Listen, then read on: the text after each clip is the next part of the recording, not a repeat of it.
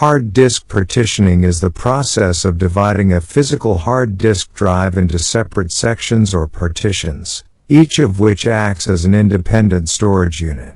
Each partition is treated as a separate entity and can be managed separately with its own file system. It's important to note that partitioning a hard disk involves modifying its structure, and there is always a risk of data loss or damage. Therefore, it is recommended to back up your important data before performing any partitioning operations. Warning: there is a chance of data loss if you proceeded in your computer. Partitioning using Windows operating system. First, connect your hard disk with computer system. Right-click on this PC or my computer. Select the option Manage. Select Disk Management under Storage.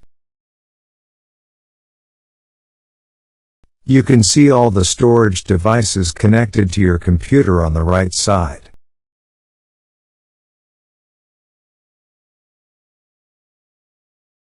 Here the newly connected device is named as Disk 2.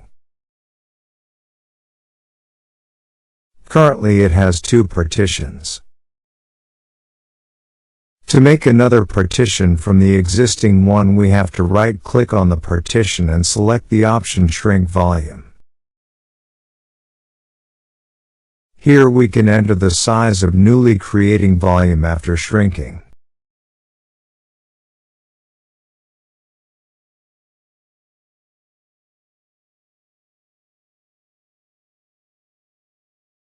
After the operation, newly created drive displayed as unallocated.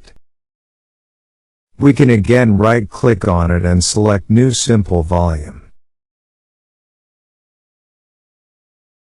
Here we can also enter the amount of newly creating volume of drive as we wish.